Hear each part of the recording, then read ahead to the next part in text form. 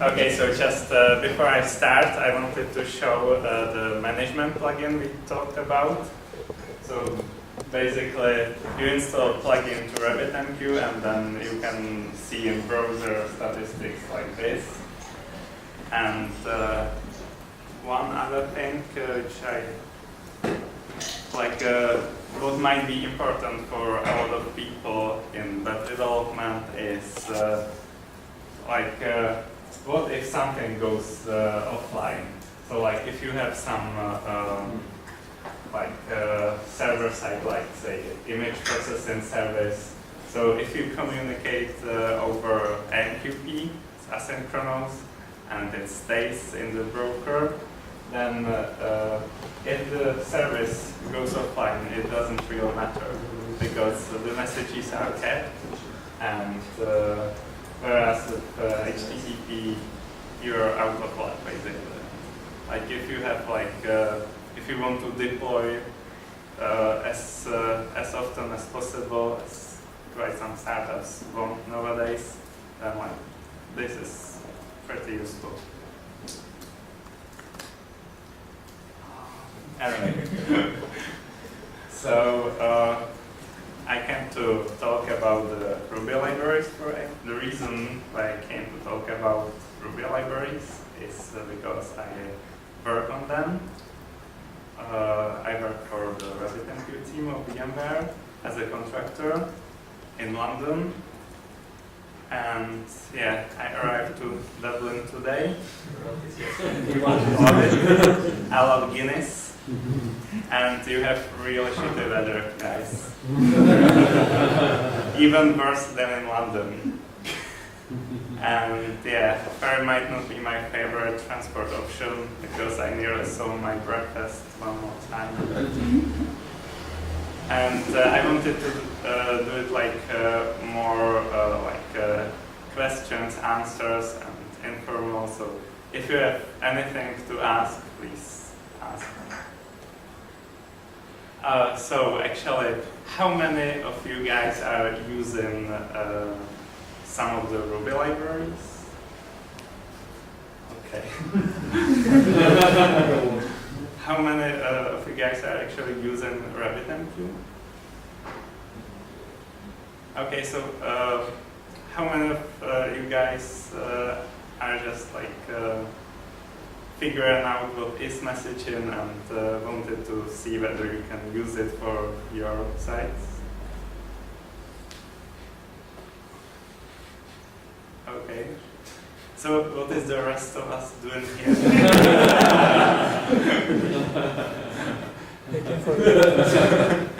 It's an Irish thing. Okay, I hope it will be useful. So I'll probably keep it rather short because it's more in depth into Ruby. So basically, there are quite some libraries for Ruby. The most low-level one is AMQ protocol gem, which is basically just a parser of AMQP. It's really fast, and now the AMQP gem, which is the most popular option, is built on top of this gem, so it's now much faster than it used to be. Then there's AMQ client, which is a low-level client built on top of AMQ protocol gem, and it's agnostic. It's supporting event machine, full I/O, and currently I'm working on socket adapter because Bunny will be, which is another library, will be ported on top of AMQ client soon. And yeah, it's fairly low level. It's not aimed for the end users, but also can be used. There's an example of the event machine client. It's just callback fast install. Yeah, you have to pass a lot of weird arguments. It's definitely better to use something more high level, which is the most obvious choice is the AMQP gem, which was developed back in 2008 by Aman. It's based on top of Event Machine. Event Machine is basically a reactor pattern implemented in Ruby. And yeah, it was mostly rewritten by me and Michael Kushin in past year. Here is how it looks. So it's again callback pattern style, but it's much more high level. You get all the lecture stuff like reconnections working and so on. Then there's Bunny. Bunny is a synchronous client. It's very simple, and it's based on AMQP gem code, and currently we're trying to upgrade it on AMQ client so it can use the faster parser as well, and we're fixing bugs and just doing it better.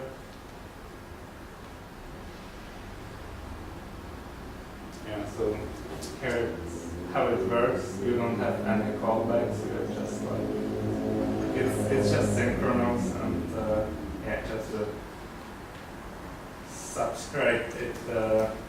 It's basically just a loop.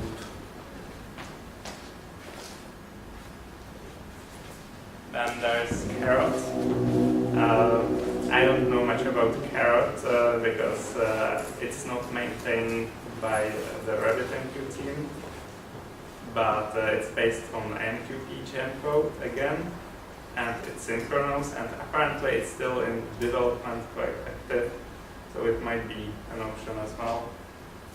So yeah, so much about Ruby libraries. And second thing I wanted to talk are basically clouds. How can be Rabbit used in clouds?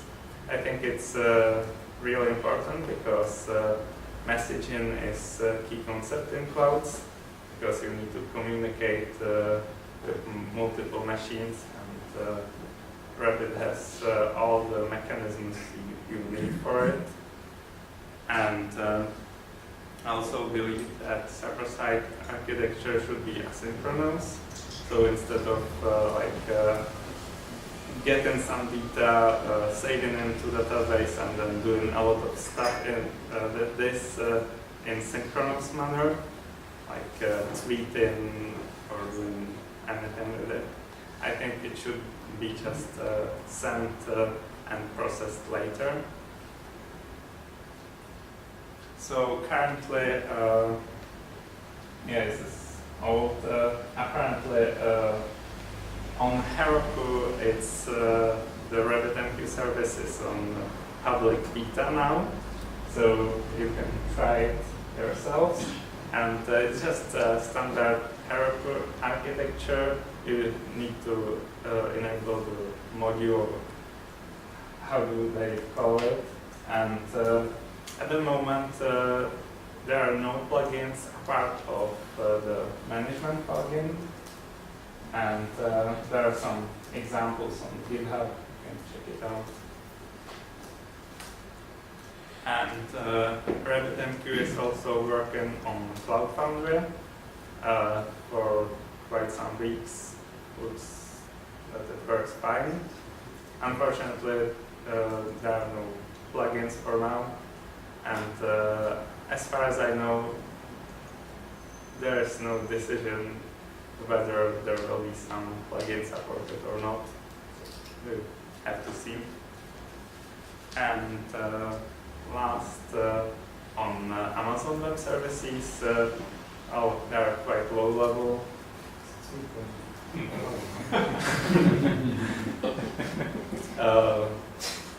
It's low level, and it's definitely working on the Ubuntu image, so you can just install it as anything else, and there's a link to a guide how to make it working on Amazon. So yes, do you have any question? Yes. She mentioned running RabbitMQ East in Amazon services. How would you compare it to Amazon's SQS? I imagine there must be quite a few differences. Honestly, I never used Amazon SQS, but I think you have to pay for it somehow. So Rabbit is free. definitely RabbitMQ is more advanced. So if you need some more advanced functionality, then I yes. think I can comment on the RabbitMQ versus the SQS stuff. I have to integrate with one service, and the difference is you have to pay for the SQS, right? But you can run the local RabbitMQ instance that you know. Quite And, pay for have these two to- as well. And also the response time, so if you send stuff for SQS, it takes like an order of like seconds, or maybe like half a minute to get to reach your consumer. Which is fine if you have like a huge amount of messages, and you want to push it like through all the stuff, all the tasks. But if you just run an individual service and you want your messages to go like fast enough, then SQS is hardly the choice. I guess SQS is like more queue, whereas RabbitMQ is a mission broker, and it's a bunch of patterns on top of a queue. And I think SQS could be mostly compared to an internet version of AMPQ. So I won't do fan out, post up, and all that kind of stuff. SQS doesn't need the top of SQS. SMQ, but the RabbitMQ Okay, thank you for any other questions? Just in terms of your troubles in the history of Bunny and RabbitMQ and things like that. So, where did it start off exactly with Bunny, and where does it come to now? Because I think you're talking about the direct method with Bunny. Barris, what? Where, I suppose, just where did it start off with Bunny? Because Bunny was kind of one of the first gens to do that. Was it? Or? Sorry, still not on the. What do you mean? Oh, no, sorry, I suppose it's open to overview again, just the different gems involved. Yeah. What's the significance of the Bunny gem? Well, if you want something really simple and synchronous, then Bunny is good because you don't need to mess with event machine. Event machine can get really complicated sometimes, and it's a really good thing, but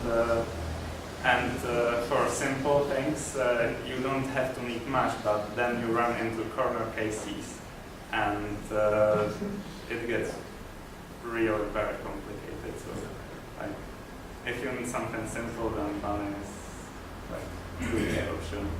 So that's one of your choices at the moment in the Ruby gem world between Bunny and event machine. They're the two distinct choices, whether you want simplicity or power. Basically, yes. And is there a third one, or it's event machine is really the main, more sophisticated solution for? Well, event machine is basically a reactor pattern, so it's you have events and so on, and non-blocking stuff. So It sounds like for a lot of cases you probably want Bunny if you want to write a simple blocking. Let's take 5 minutes to figure out to do some image processing. If that's effective. I guess if you're going to go that route, you probably want to go with some sort of evented. Really, because well, big advantage. evented, it's basically event machine. yeah. Yeah. Oh yeah, exactly. I was just saying, if you were going to not do the evented one, would you bother doing this at all? I suppose. Well, I just thought the big advantage of running RabbitMQ is that you get the choice. Yeah. So you can write a Rummy script that takes 5 minutes to produce image processing. It doesn't block the main application. Yeah.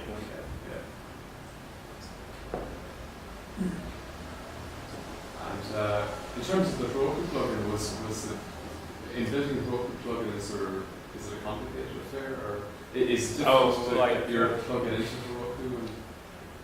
Well, I never write broker plugin. I think the best person to ask. So to embed a plugin, Yeah. how to install it basically. Yeah. It's just you get some EZ files like zipped files or whatever. And there is a plugins folder on RabbitMQ, so you drop the files there and restart the broker or start it for the first time. Okay. So most of the time when you do the plugin, you will build it and then you distribute these compressed files. And you don't even need to uncompress it, you just put that package inside the plugins folder. And so like this management plugin he showed is like 4 files, and you put those. And that's You it. have plugins only in Erlang. Yeah. Yeah. It's a big if. That's a big if. So yeah, in the plugin you can do whatever you can do in Erlang, you can do it. So Yeah, it should be fairly simple, but still you need Erlang for it.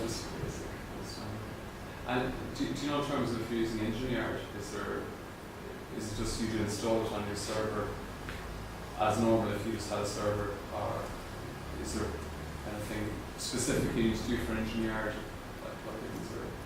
I never use it. I never use it either, but I don't think you need anything special. Just use the usual. Once I set up this in a, like, not a shared host, but in a VPS, and it was on Ubuntu VPS, and I installed Erlang, the dependencies for Erlang, and got Erlang working. Yeah. It's better if you install it manually because the latest version of Erlang has really good improvements on performance. Okay. So the Ubuntu is quite lagging behind. Yeah. And then you download the ATAR with RabbitMQ, and it's 20 seconds to get it up. Once you have Erlang. So it's simple. Okay. And the question was about installing. I thought about writing original, still problem Irish English. So, is there? Any more questions? Sir? Can we get some more Guinness? Sorry. Can we get some more Guinness? I was going to buy you up tonight. Oh. Yeah. Yeah. Okay. So thank I you. talked about, Sure. it's not like related to Ruby, but rather related to So, AM. sorry. More loudly. So it's more towards the AMQP protocol, not the Ruby implementation. Right? So, like in the older versions of RabbitMQ, they supported like 0.8 AMQP, right? Oh, the libraries. Yeah. Like before I written the AMQP, the AMQ parser gem.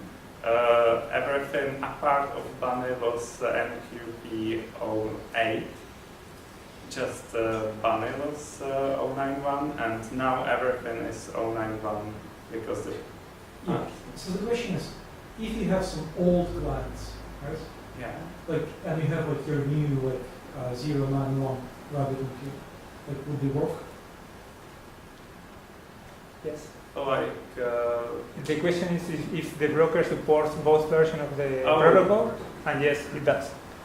So when the library negotiates the connection, it will send the header, like the client capabilities and so on, and then you say this connection will be 0.8 or 0.9.1.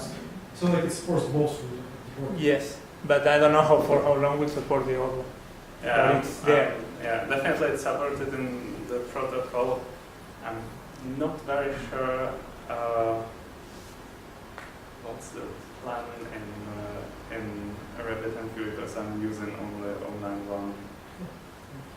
Thanks. Protocol's getting a lot, seems to be backed by big names like JP Morgan and financial industry. How much traction is that getting, say, from an integration perspective between organizations? Are they just using it internally themselves, or how much are they being used between each other? And it's a 0.91, so it's not 1.0 yet. Is that you know Like the protocol itself it's open standard, but what's the adoption like?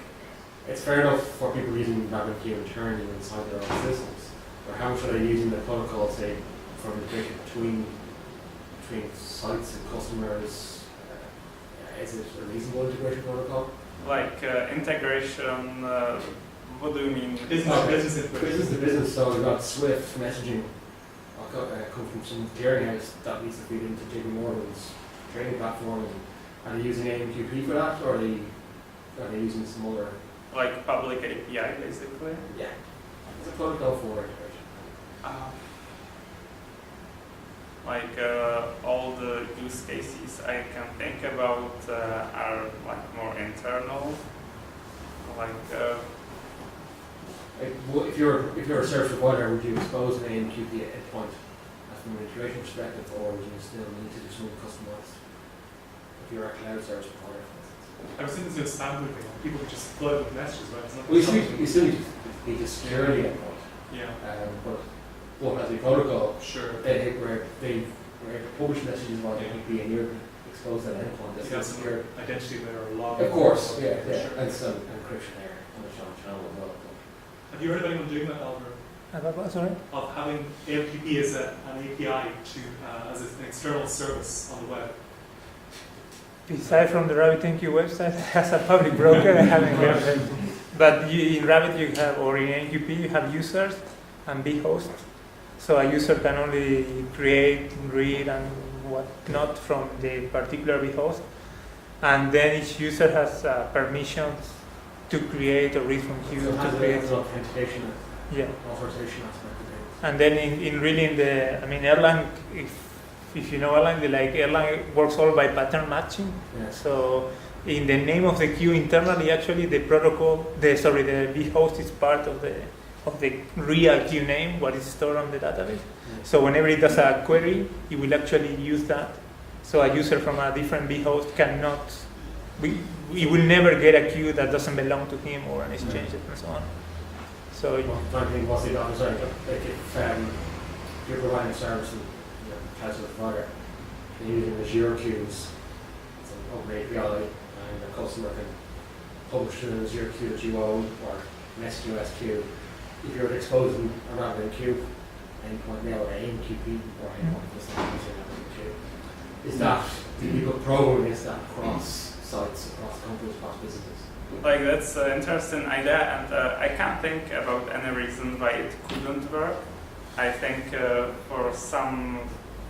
definitely for some use cases it might be interesting, but I've never seen it in Broad suites or markets and things like that. I think probably maybe correct me if I'm wrong, but would RabbitMQ probably usually be wrapped by a language a little bit at least? Like let's say from a Ruby perspective, if you're going to do something like that, you probably expose a RESTful service. REST or so. With RabbitMQ behind it, if you wanted, and if you wanted to have a highly evented and high throughput, you might use it like Goliath and Ruby or something like that to kind of give something like an equivalent of Node.js or something like that kind of thing. Behind it. I'm not just going to REST, you still put that layer, that it would the REST layer in, of course. for me, as he said, there is no reason why it wouldn't work. If you will do it or not, they're not doing it. Why The real question is security surface area. The problem, RabbitMQ, I'm guessing, is fairly untested security-wise. So it's protocol more interesting rather than Well, even AMQP, why not just simply wrap a REST service around it? That way you can switch back in implementation to that caring. REST So service. you can put a REST service at the front of it, and you have to provide a REST client on the other side to understand the REST service. And But then, that adds a little more friction. on the other hand, But for push-based APIs where you're getting a feed of something continuously, where you're not doing it whole periodically. you could do a callback. Yeah. Yeah, they go back to your REST interface.